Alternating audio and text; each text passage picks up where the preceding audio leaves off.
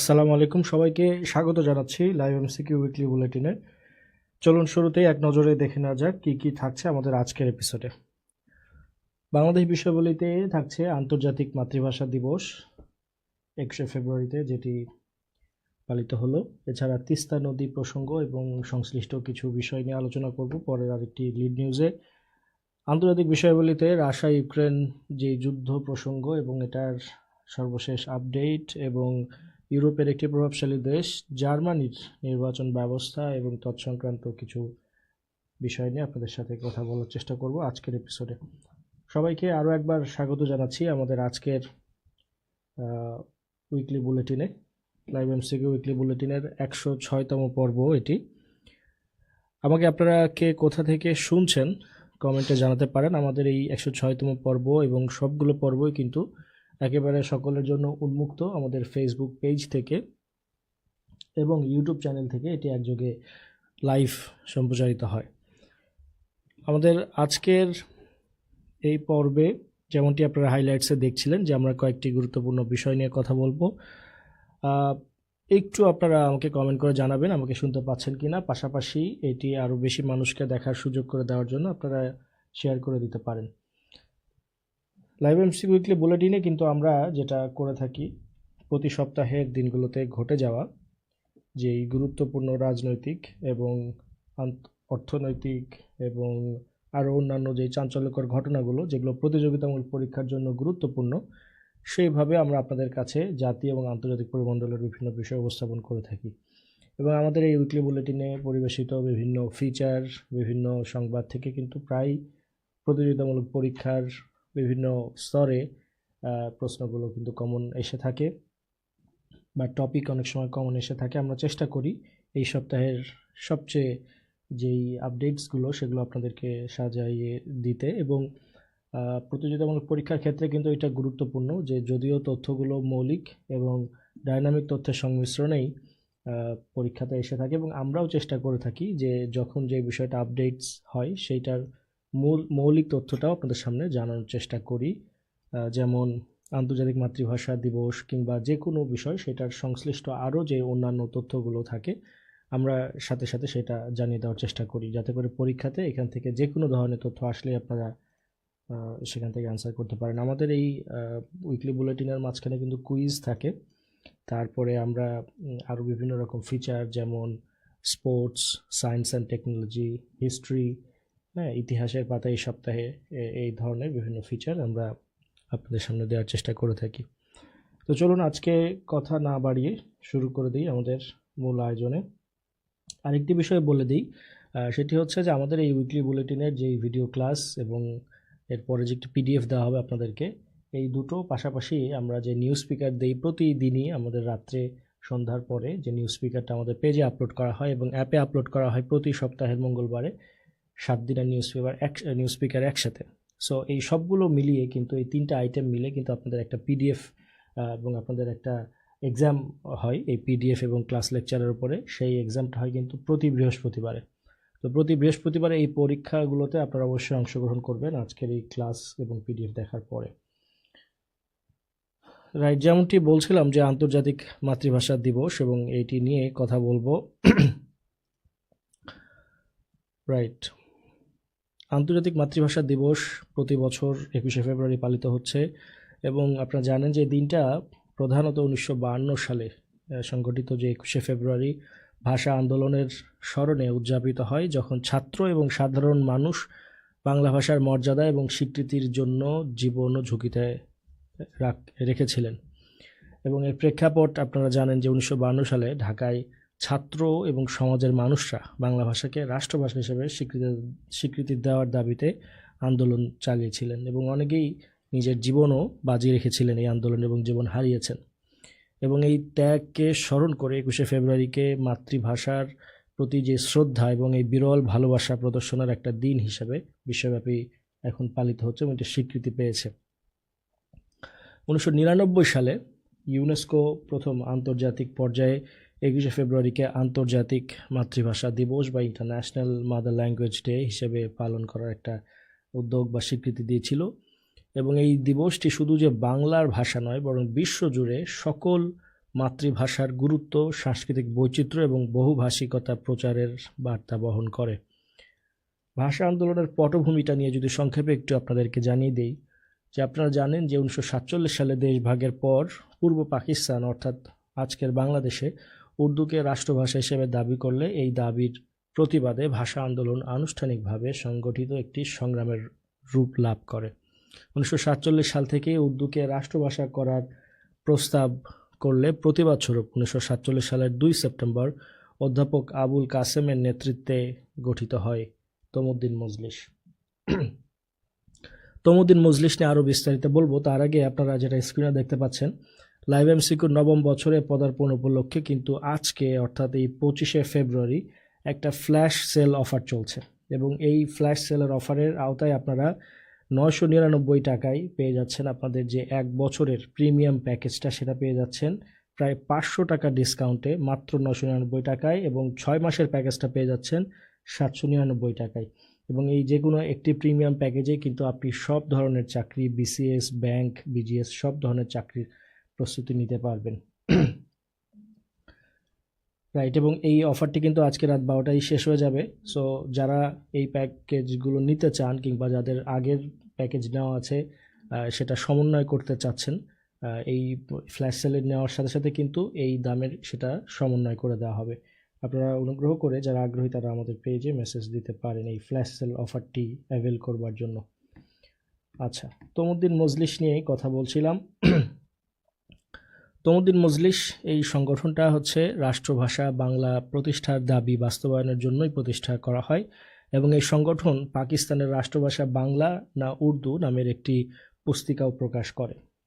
রাষ্ট্রভাষা সংগ্রাম পরিষদ, যেটা আপনারা দেখছেন, 1947 সালের ডিসেম্বর মাসে তমুদ্দিন মজলিসের উদ্যোগে রাষ্ট্রভাষা সংগ্রাম পরিষদের আহ্বায়ক করা হয়েছিল ঢাকা বিশ্ববিদ্যালয়ের অধ্যাপক নুরুল হক ভূঁইয়াকে, এবং 1948 সালের 23 ফেব্রুয়ারি কংগ্রেস পরিষদীয় দলের নেতা ধীরেন্দ্রনাথ দত্ত গণপরিষদের ভাষা হিসাবে বাংলাকে প্রতিষ্ঠার উদ্যোগ নেন। এছাড়া 1948 সালের ফেব্রুয়ারি মাসে রাষ্ট্রভাষা সংগ্রাম পরিষদ পুনর্গঠন করা হয়, যেটিকে দ্বিতীয় রাষ্ট্রভাষা সংগ্রাম পরিষদ নামে অনেকে আখ্যা দিয়ে থাকেন, এবং এর আহ্বায়ক মনোনীত হন শামসুল আলম।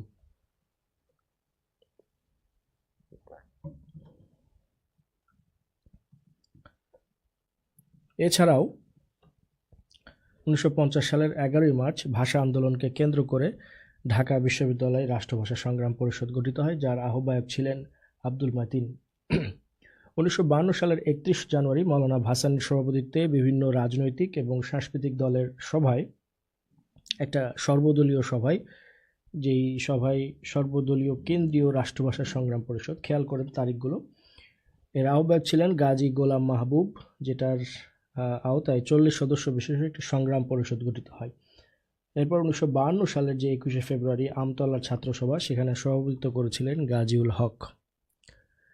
মহান ভাষা আন্দোলনের প্রতি সম্মান জানিয়ে 17 নভেম্বর 1999 খ্রিস্টাব্দে ইউনেস্কোর সাধারণ সম্মেলনে 21শে ফেব্রুয়ারিকে আন্তর্জাতিক মাতৃভাষা দিবস রূপে ঘোষণা করা হয়।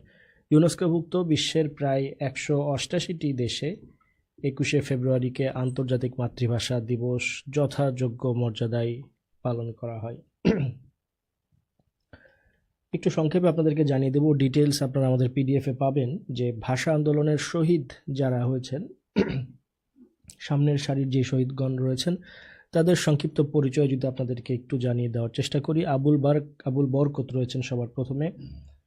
তিনি এই 1952 সালের 21শে ফেব্রুয়ারিতেই তিনি শাহাদত বরণ করেন, এবং একটু জানিয়ে রাখি যে এই ভাষা আন্দোলনে যারা শহীদ হয়েছেন তাদেরকে নিয়ে কিন্তু আমাদের একটি ইনফোগ্রাফি রয়েছে আমাদের অ্যাপের তথ্য সমাহার পিডিএফ সেকশন থেকে তথ্য সমাহার বাটনে আপনারা পেয়ে যাবেন।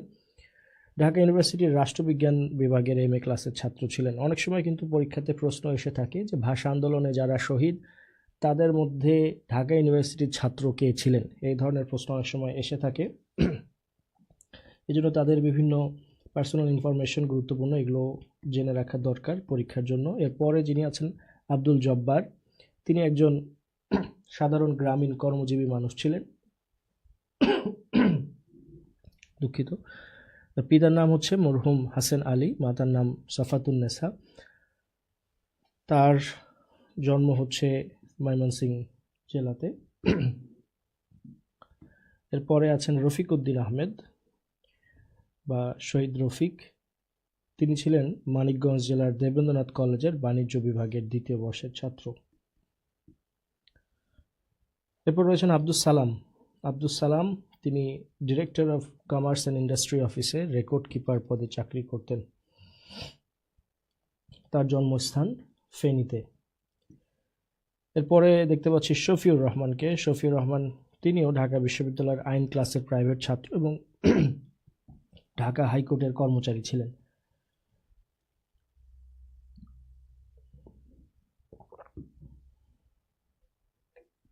আব্দুল আউয়াল, যিনি হচ্ছেন ওই 22/2/1952 তিনি শহীদ হয়েছেন।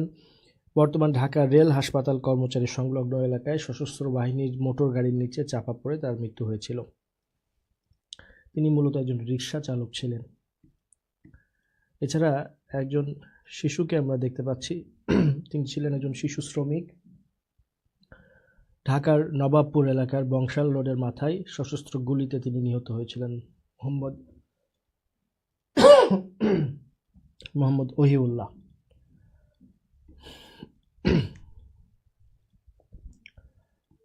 রাইট। এছাড়া আরও একজন অজ্ঞাত বালক রয়েছে। মহান ভাষা আন্দোলনে যারা শহীদ হয়েছেন তাদের সবার প্রতি আমাদের অকৃত্রিম শ্রদ্ধা এবং ভাষার প্রতি তারা যেই আত্মত্যাগ প্রদর্শন করেছেন এবং যেটি বলার অপেক্ষা রাখে না, 1952 সালের এই ভাষা আন্দোলন যে একটি নির্দিষ্ট স্বকীয়তা এবং জাতিগত স্বাতন্ত্র্যবোধের জন্ম দেয়, সেটি কিন্তু পরবর্তীতে 1971 সালে আমাদের মহান মুক্তিযুদ্ধের যেই স্পিরিটটা সেটারই ছিল একটা পূর্বসূরি। ভাষা আন্দোলনের সময় বিভিন্ন গুরুত্বপূর্ণ দায়িত্বে যারা ছিলেন, প্রশাসনিক দায়িত্বে, তাদের একটা লিস্ট দেখতে পাচ্ছেন। পূর্ব বাংলার তখন মুখ্যমন্ত্রী ছিলেন নুরুল আমিন, পাকিস্তানের প্রধানমন্ত্রী ছিলেন খাজা নাজিমুদ্দিন, ঢাকা ইউনিভার্সিটির ভাইস চ্যান্সেলর ছিলেন মোয়াজ্জম হোসেন এবং পূর্ব বাংলার গভর্নর ছিলেন ফিরোজ খান নুন।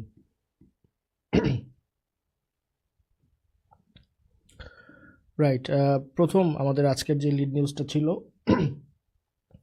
মহান 21শে ফেব্রুয়ারি ভাষা আন্দোলন নিয়ে, সেটি আমরা শেষ করলাম। আচ্ছা, কিছু কমেন্ট দেখতে পাচ্ছি। শ্যামল রয় সহ অনেকে কমেন্ট করছেন। হ্যাঁ, আমি ভালো আছি, একটু অসুস্থ আজকে, একটু ঠান্ডা গলা ব্যথা রয়েছে, যেমনটি আপনারা বুঝতে পারছেন হয়তো। আমরা পরের নিউজে চলে যাচ্ছি তিস্তা নিয়ে, তিস্তা নদী এবং এই সংক্রান্ত বিভিন্ন বিষয় নিয়ে। তিস্তার পানির যেই ন্যায্য হিস্সা, অর্থাৎ তিস্তা নদীর পানির ন্যায্য হিস্সা এবং মহাপরিকল্পনা বাস্তবায়নের দাবিতে উত্তরবঙ্গের 11টি স্থানে অভিনব প্রতিবাদ শুরু হয়েছে। জাগো বাহে তিস্তা বাঁচাই স্লোগানে হাজার হাজার মানুষ অংশ নিয়েছেন এই কর্মসূচিগুলোতে। তিস্তা রিভার আপনারা জানেন যে উত্তর পূর্ব ভারতের হিমালয় থেকে উৎপন্ন হয়ে বাংলাদেশের সীমানায় প্রবেশ করে এক দীর্ঘজীবী প্রাকৃতিক স্রোত হিসেবে এটি চলছে। নদীটির ভূগোল, অর্থনৈতিক গুরুত্ব ও সাংস্কৃতিক প্রভাব সময়ের সাথে সাথে পরিবর্তিত হলেও এর ইতিহাস ও ঐতিহ্য আজও এই অঞ্চলের মানুষের জীবনে অটুট প্রভাব বিস্তার করে যাচ্ছে। তিস্তা নদীর ভৌগোলিক পরিচিতি যদি বলি, যে এই তিস্তা নদীটা ভারতের সিক্কিম অঞ্চল থেকে উৎপত্তি, একেবারে হিমালয়ের পাদদেশ থেকে, এবং এখন থেকে এটি তার প্রবাহ শুরু করে এবং পাহাড়ি উপত্যকাগুলো পার করে ধীরে ধীরে সমতল ভূমির দিকে অগ্রসর হয়। পাহাড়ি অঞ্চলে নদীর প্রবাহ অত্যন্ত তীব্র হলেও সমতল ভূমিতে প্রবেশের সাথে সাথে এর গতি কমে আসে। এই হচ্ছে এটার, আমরা যদি জিওগ্রাফিক্যাল যে উৎপত্তি সেটা বলি। এছাড়া প্রাচীনকাল থেকেই কিন্তু তিস্তা নদী অঞ্চলের যেই বাণিজ্য, কৃষি এবং এই অঞ্চলটা এই নদী কেন্দ্রিক একটা সাংস্কৃতিক এবং কৃষি বিনিময়ের একটি প্রধান মাধ্যম ছিল এবং এই নদীর তীরে বসবাসকারী সম্প্রদায়গুলো পানি, খাদ্য এবং যোগাযোগের জন্য এই নদীর উপরে নির্ভরশীল ছিল। এছাড়া আমাদের দেশে 1971 পরে যেই এই নদীর যেই পানির বন্টন নিয়ে কিন্তু বিতর্ক শুরু হয়েছিল। বাংলাদেশের একটি গুরুত্বপূর্ণ ট্রান্স বর্ডার নদী হিসেবে এটিকে চিহ্নিত করা হয় ভারত এবং বাংলাদেশের। আপনারা জানেন যে ভারত এবং বাংলাদেশের মধ্যে প্রায় 54টি অভিন্ন নদী রয়েছে বা ট্রান্স বর্ডার নদী রয়েছে। তো এই নদীর পানি ভাগাভাগি নিয়ে উভয় দেশের মধ্যে আলোচনা এবং বিতর্ক চলে আসছে। তিস্তা নদীর ব্যাপারে কিছু তথ্য এক নজরে যদি আমরা দেখি, এটা হচ্ছে একটা আন্তঃসীমান্ত নদী। এটি ভারতের সিকিম এবং পশ্চিমবঙ্গ রাজ্য হয়ে বাংলাদেশের মধ্য দিয়ে প্রবাহিত একটা নদী। রাইট, এটা বাংলাদেশের নীলফামারী জেলার কালীগঞ্জ সীমান্ত এলাকা দিয়ে বাংলাদেশে প্রবেশ করেছে। সিকিম হিমালয়ের ৭,২০০ মিটার উচ্চতায় অবস্থিত চিতামু হ্রদ থেকে এই নদীটি সৃষ্টি হয়েছে।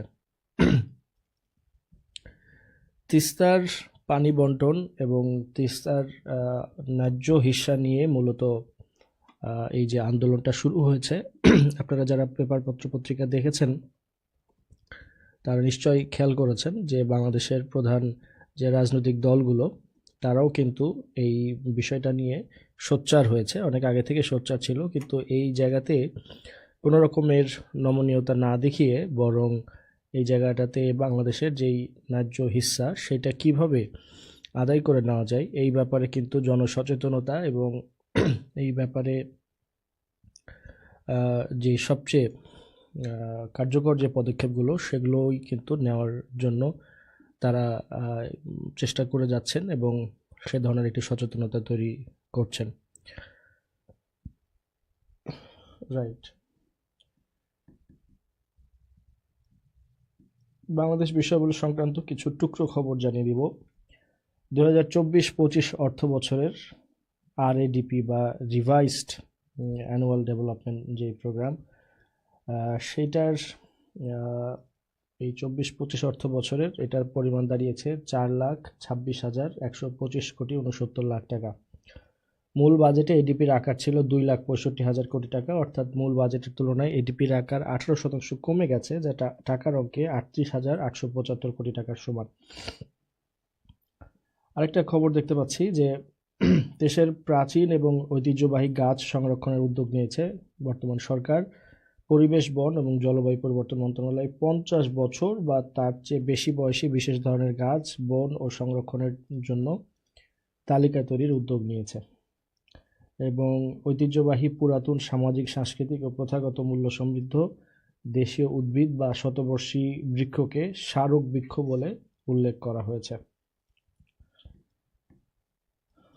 আর আরেকটা খুবই ইন্টারেস্টিং খবর, দেশে প্রথম পাতাল মেট্রো রেল চালু হওয়ার একটা রোড ম্যাপ জানা গেছে, যে দেশে প্রথম পাতাল মেট্রো রেল এটি প্রাথমিকভাবে 3টা রুটে চলাচল করবে এবং এতে দৈনিক প্রায় 8 লাখ যাত্রী যাতায়াত করতে পারবে।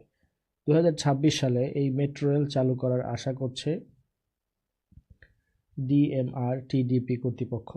প্রতিটি একমুখী মেট্রো ট্রেন প্রতিবার 12টি স্টেশনে থেমে 24 মিনিট 30 সেকেন্ডে বিমানবন্দর থেকে কমলাপুর পর্যন্ত 9টি স্টেশনে নেমে 20 মিনিট 30 সেকেন্ডে নতুন বাজার থেকে পূর্বাচল টার্মিনাল পর্যন্ত এবং আরও 16টি স্টেশনে থেমে এটি কমলাপুর থেকে পূর্বাচল টার্মিনাল পর্যন্ত যাতায়াত করবে। সো 2026 সালে এটি চালুর আশা করা হচ্ছে।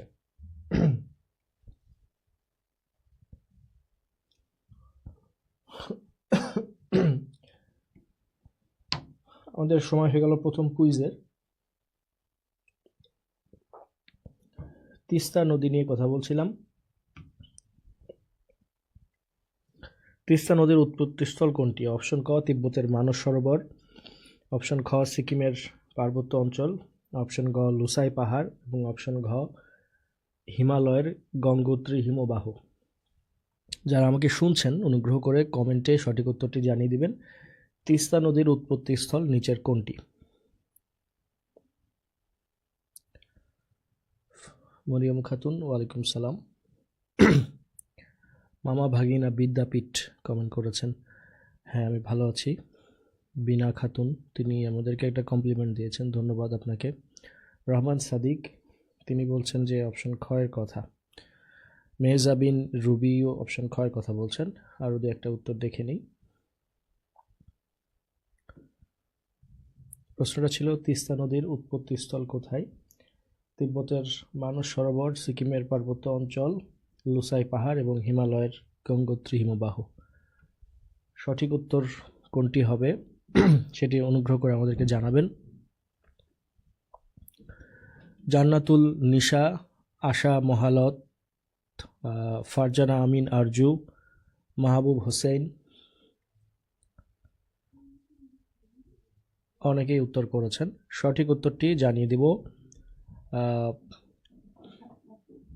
সঠিক উত্তরটি হচ্ছে এটি সিকিমের পার্বত্য অঞ্চল অবস্থিত। এটার উৎপত্তি ভারতের সিকিমের পার্বত্য অঞ্চলে তিস্তা নদী উৎপত্তি হয়েছে এবং এরপর অগ্রসর হয়ে পশ্চিমবঙ্গের জলপাইগুড়ি ও দার্জিলিং জেলার মধ্য দিয়ে প্রবাহিত হয়ে বাংলাদেশের নীলফামারী জেলার ডিমলা দিয়ে প্রবেশ করেছে।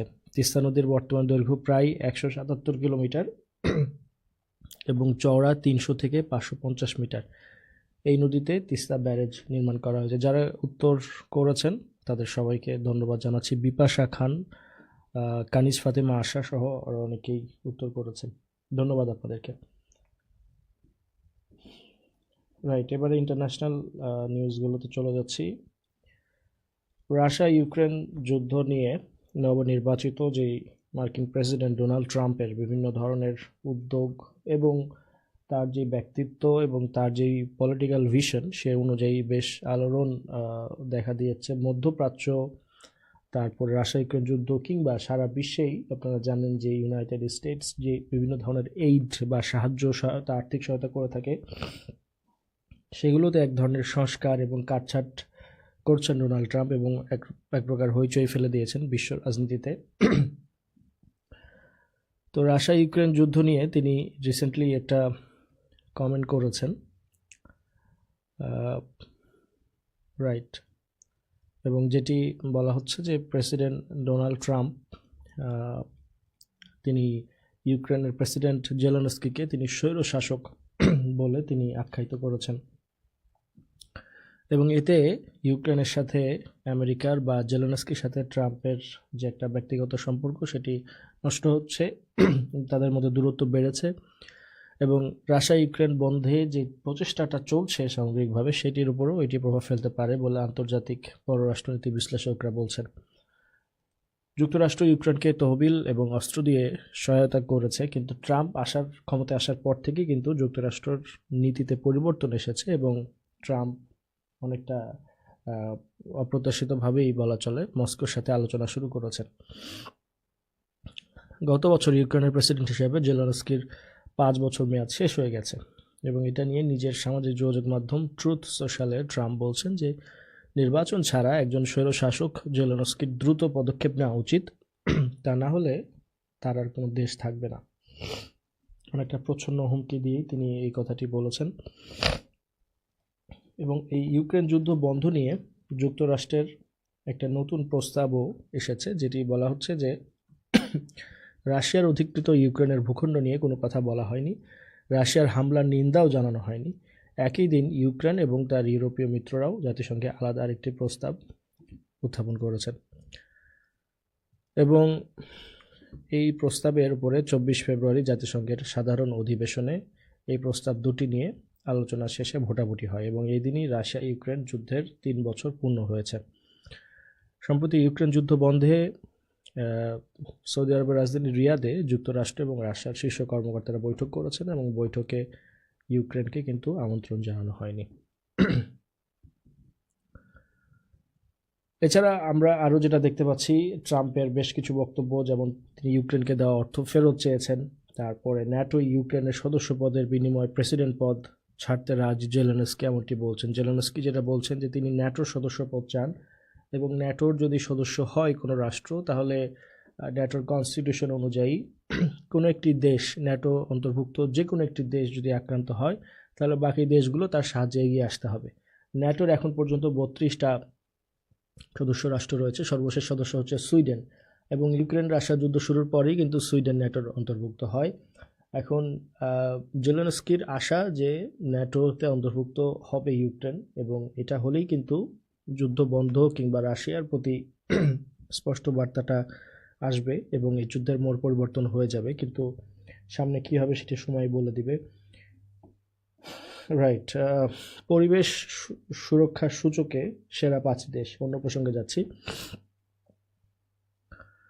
বায়ুমান, পানি সরবরাহ, পানি নিষ্কাশন এবং ক্ষতিকর ভারী ধাতু, জীববৈচিত্র্য, বাসস্থান, বনায়ন, মৎস্য সম্পদ, জলবায়ু ও জ্বালানি, বায়ু দূষণ, পানি সম্পদ, কৃষি ইত্যাদি বিষয়গুলোর উপর ভিত্তি করে প্রতি বছর এনভায়রনমেন্টাল পারফরম্যান্স ইন্ডেক্স বা ইপিআই বা পরিবেশ সুরক্ষা সূচক যৌথভাবে প্রকাশ করে থাকে যুক্তরাষ্ট্রের ইয়েল এবং কলম্বিয়া ইউনিভার্সিটি। এই সূচক অনুযায়ী 2024 সালে পরিবেশগত দিকে এগিয়ে ছিল ইউরোপের দেশগুলো এবং পিছিয়ে ছিল দক্ষিণ ও দক্ষিণ পূর্ব এশিয়ার দেশগুলো। এই তালিকার শীর্ষে থাকা 5টি দেশ আপনারা দেখতে পাচ্ছেন স্ক্রিনে। প্রথমে আছে এস্তোনিয়া, এরপরে রয়েছে লুক্সেমবার্গ, এরপরে জার্মানি এবং এরপরে ফিনল্যান্ড এবং সবশেষে যুক্তরাজ্য। সবার শীর্ষে থাকা এস্তোনিয়ার স্কোর হচ্ছে 75.7। জীবাশ্ম জ্বালানি থেকে পরিচ্ছন্ন জ্বালানি উৎসে রূপান্তরের মাধ্যম দিয়ে গত 1 দশকে দেশটি গ্রিন হাউস গ্যাসের নিঃসরণ প্রায় 40% কমিয়ে এনেছে। রাইট, এরপরে চলে যাচ্ছি আর একটা ইন্টারন্যাশনাল টপিকে। আচ্ছা, পরিবেশ বিষয়ক বিভিন্ন চুক্তির একটু সংক্ষেপে দেখিয়ে দিই। আপনারা জানেন কার্টাগেনা প্রোটোকলের নাম শুনেছেন, Montreal protocol, Vienna convention, Kyoto protocol, Basel convention. Cartagena protocol, এটার মূল বিষয়বস্তু কিন্তু জীববৈচিত্র্য সুরক্ষা বিষয়। অনেক সময় এই ধরনের পরীক্ষা আসে, কার্টাগেনা প্রোটোকলের মূল বিষয়বস্তু কি, মন্ট্রিল প্রোটোকলের মূল বিষয়বস্তু কি। এখানে দেখতে পাচ্ছেন মন্ট্রিল প্রোটোকলের প্রধান যে থিমটা হচ্ছে ওজোন স্তরের ক্ষতিকর রাসায়নিক যেই ক্ষতিকর পদার্থকে সীমিত করা। এছাড়া ভিয়েনা কনভেনশন, যেটার মূল বিষয়বস্তু হচ্ছে ওজোন স্তরের সুরক্ষা করা। এইভাবে বাকি দুটোর বিষয়বস্তু কিন্তু এখানে দেওয়া আছে। আচ্ছা, জার্মানি নিয়ে কথা বলবো এবার। জার্মানির কেন্দ্র ডানপন্থী খ্রিস্টিয়ান ডেমোক্রেটিক ইউনিয়ন বা সিডিইউ নির্বাচনে বিজয়ী হতে যাচ্ছে। জার্মানিতে যে নির্বাচন চলছে এখন, আর কট্টর ডানপন্থী অল্টারনেটিভ ফর জার্মানি তারা দ্বিতীয় বৃহত্তম দল হতে যাচ্ছে। রাইট, গত রোববারে যেই আগাম নির্বাচনের পর প্রকাশিত প্রাথমিক ফলাফলে তথ্যগুলো উঠে এসেছে, যেখানে অভিবাসন, অর্থনীতি এবং ডোনাল্ড ট্রাম্পের প্রত্যাবর্তন নিয়ে যে একটা উদ্বেগ উৎকণ্ঠা, সেটি ছিল এই নির্বাচনের প্রধান উৎস। এবং ধারণা করা হচ্ছে যে ফ্রেডেরিক মেটস, তিনি এর আগে সরকারি দায়িত্বে ছিলেন না এবং তিনি সিডিইউ ভোটের প্রায় 28.8% পেয়েছেন এবং তিনি হচ্ছেন এই জার্মানির নতুন চ্যান্সেলর।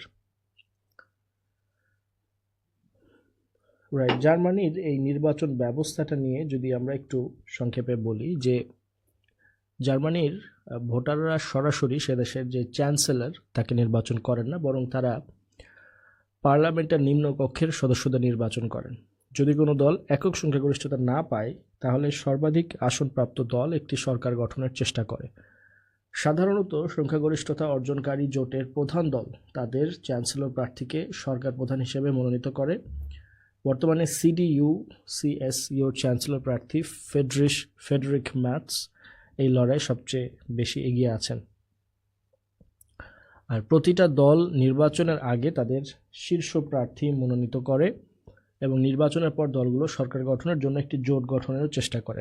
জার্মান প্রেসিডেন্ট পার্লামেন্টে চ্যান্সেলর পদের জন্য একজন প্রার্থী মনোনীত করেন এবং সংসদ সদস্যদের গোপন ভোটে নির্ধারিত হন চ্যান্সেলর। আচ্ছা,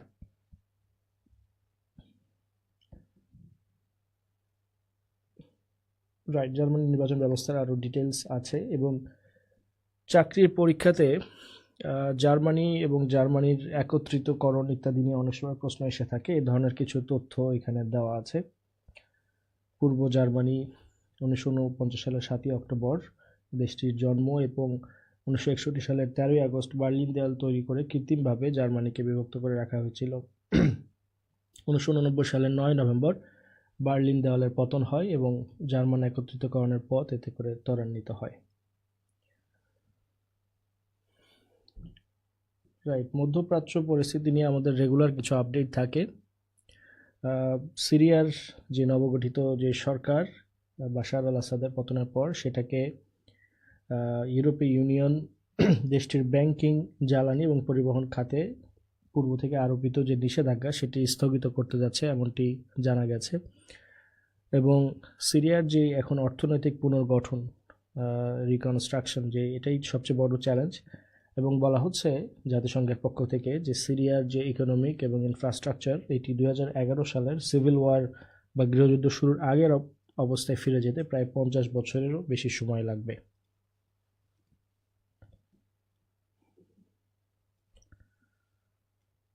আচ্ছা, ইন্টারন্যাশনাল এরিনার কিছু টুকরো খবর দিয়ে দিই। দিল্লিতে নতুন মুখ্যমন্ত্রী হতে যাচ্ছেন রেখা গুপ্ত। শালিমার বাগের এই বিধায়ককে মুখ্যমন্ত্রী পদের জন্য বেছে নিয়েছে ভারতীয় জনতা পার্টি বা বিজেপির কেন্দ্রীয় নেতৃত্ব।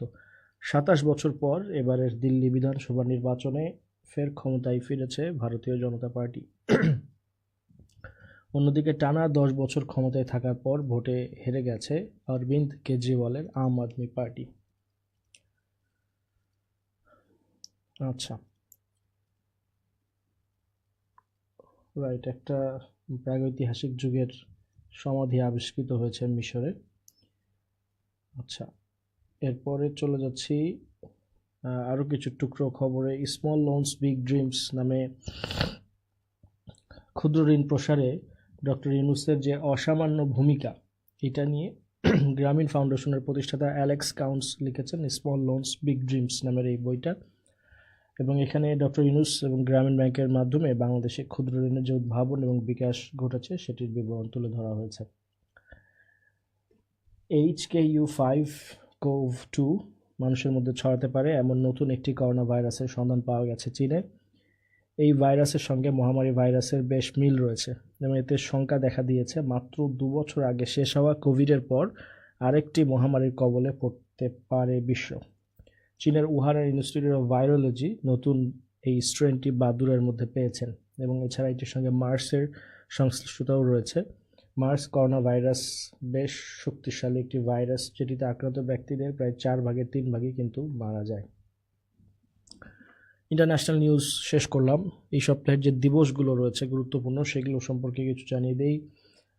বিশ্ব সামাজিক ন্যায় বিচার দিবস, এটি 2007 সালের 26 নভেম্বর জাতিসংঘের সাধারণ অধিবেশনে ঘোষণা করা হয় যে 20 ফেব্রুয়ারি, প্রতি বছরের 20 ফেব্রুয়ারি বিশ্ব সামাজিক ন্যায় বিচার দিবস হিসেবে পালিত হবে। এরপর 2009 সালে এই দিবসটি প্রথমবার পালিত হয়। এই দিবস পালনের ধারণা আসে 1995 সালে ডেনমার্কের কোপেনহেগেনে সামাজিক উন্নয়নের উপর অনুষ্ঠিত শীর্ষ সম্মেলনে গৃহীত যেই কোপেনহেগেন ডিক্লারেশন এবং কর্মপরিকল্পনাটি, যখন 2025 সালের ফেব্রুয়ারিতে জাতিসংঘের সদস্য রাষ্ট্রগুলো সামাজিক উন্নয়ন কমিশনের বৈঠকে পর্যালোচনা করে সেই সময় থেকে। আরেকটা দিবস আছে যে রিসেন্টলি এটাকে ঘোষণা করা হয়েছে, জাতীয় শহীদ সেনা দিবস। আপনারা জানেন যে 2009 সালের 25শে ফেব্রুয়ারি বাংলাদেশের রাজধানী ঢাকায় পিলখানা হত্যাকাণ্ডে প্রায় 57 জন চৌকস সেনা অফিসার সহ 74 জন নিহত হন। শোকাবহ এবং হৃদয় বিদারক এই দিনকে রাষ্ট্রীয়ভাবে পালনের মাধ্যমে সেনা সদস্যদের আত্মত্যাগকে জাতীয় স্বীকৃতি দিতে এই ঘোষণাটি দিয়েছে সরকার। এবারে চলে যাচ্ছি সায়েন্স অ্যান্ড টেক নিউজে। মহাবিশ্বের সবচেয়ে বড় কাঠামো। সম্প্রতি মহাবিজ্ঞানীরা মহাবিশ্বের এখন পর্যন্ত সবচেয়ে বড় কাঠামো বা সুপার স্ট্রাকচারের খোঁজ পেয়েছেন। এটি আমাদের মহাবিশ্বের আকারের ধারণাকে ছাড়িয়ে যায়। এই সম্পর্কিত গবেষণাপত্রটি প্রকাশিত হয়েছে ইন্টারন্যাশনাল জার্নাল অ্যাস্ট্রোনমি ও অ্যাস্ট্রোফিজিক্সে। এই সুপার স্ট্রাকচারের নাম দেওয়া হয়েছে কুইপো এবং এই কাঠামোটির ভর 200 কোয়াড্রিলিয়ন সৌর ভরের এক সমান। এবং বিজ্ঞানীরা জানিয়েছেন কুইপো এবং এর মতো অন্যান্য বিশাল কাঠামো মহাবিশ্বের উপর যে প্রভাব ফেলে তা আমাদের মহাবিশ্বের সামগ্রিক চিত্র বুঝতে সহায়তা করে। রাইট, এখানে কিছু আরও ইনফরমেশন দেওয়া আছে রিলেভেন্ট। এছাড়া চিটোসান ন্যানোকণা নামে বাকৃবি বা বাংলাদেশ কৃষি ইউনিভার্সিটির মাইক্রোবায়োলজি এবং হাইজিন বিভাগের অধ্যাপক, তিনি চিটোসান ন্যানোকণা নামে প্রাথমিকভাবে এক ধরনের নতুন অ্যান্টিবায়োটিক উদ্ভাবন করেছেন এবং গবেষকরা বলছেন যে এটি ওই সকল ব্যাকটেরিয়া ধ্বংস করতে সক্ষম এবং মাল্টি ড্রাগ প্রতিরোধী ব্যাকটেরিয়ার বিরুদ্ধেও বেশ কার্যকর হবে। এছাড়া সাগরের তলদেশে বিশ্বজুড়ে ইন্টারনেট কেবল স্থাপন করার একটা পরিকল্পনা করছে যুক্তরাষ্ট্রের প্রযুক্তি প্রতিষ্ঠান মেটা। প্রযুক্তি দুনিয়ার এই বড় প্রতিষ্ঠানের পক্ষ থেকে বলা হচ্ছে যে তাদের এই প্রকল্পের নাম হচ্ছে প্রজেক্ট ওয়াটারওয়ার্থ। এই কেবলের আওতায় যুক্তরাষ্ট্র, ভারত, দক্ষিণ আফ্রিকা, ব্রাজিল এবং অন্যান্য অঞ্চলকে সংযুক্ত করা হবে এবং তাদের নতুন এই কেবল প্রকল্পটি 5টি প্রধান মহাদেশের মধ্যে সংযোগ করে দেবে এবং এর এআই প্রকল্পগুলোকে সহায়তা করবে। সায়েন্স অ্যান্ড টেক নিউজ শেষ করে চলে যাচ্ছি এবারে স্পোর্টস নিউজে।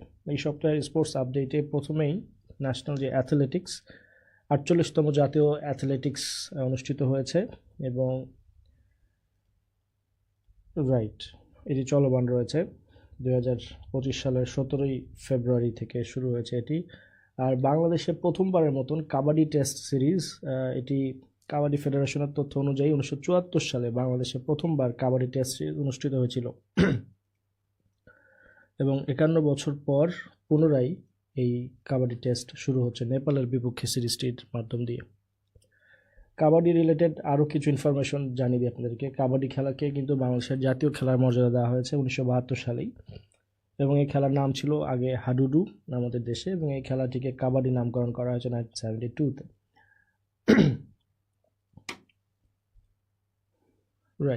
এরপরে চলে যাচ্ছি আমাদের আরেকটি ফিচার, ইতিহাসের পাতায় এই সপ্তাহে।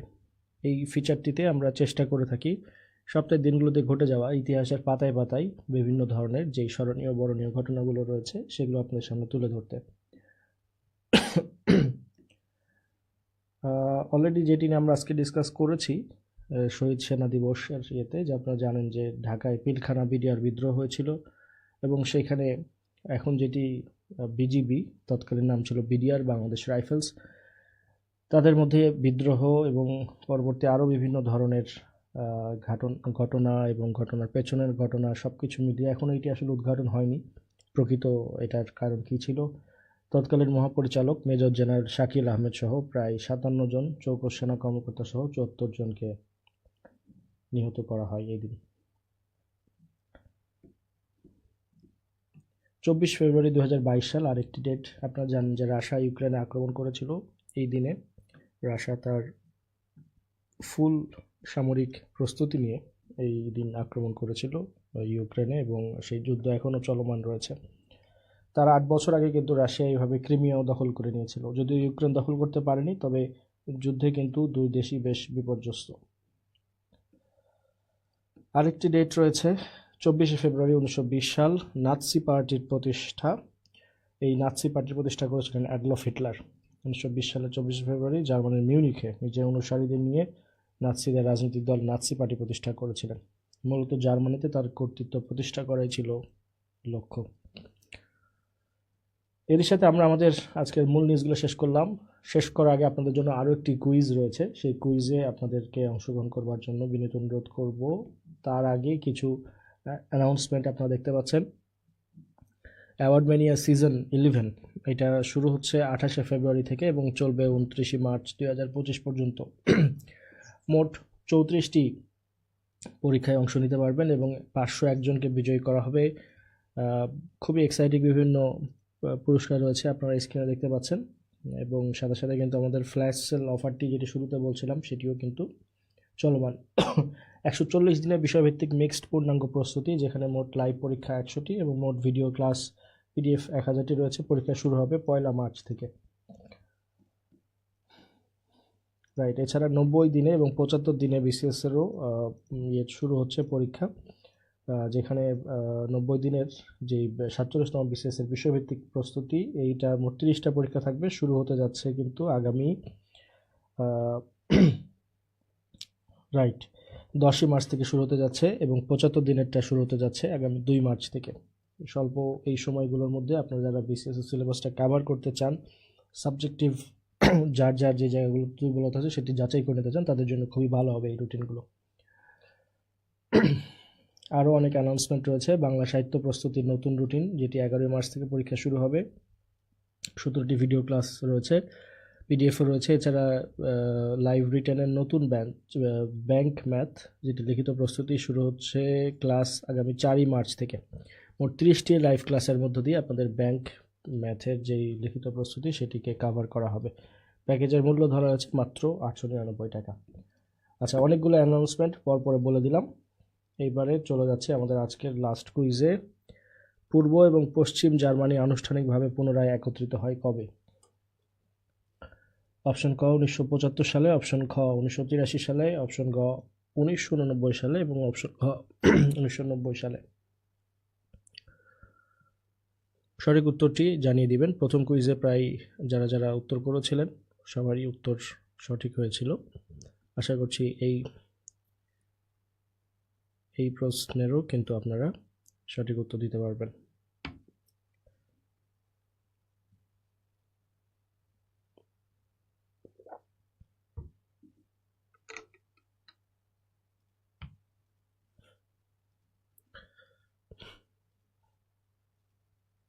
সাদেকুর নাহার নিপু কমেন্ট করেছেন।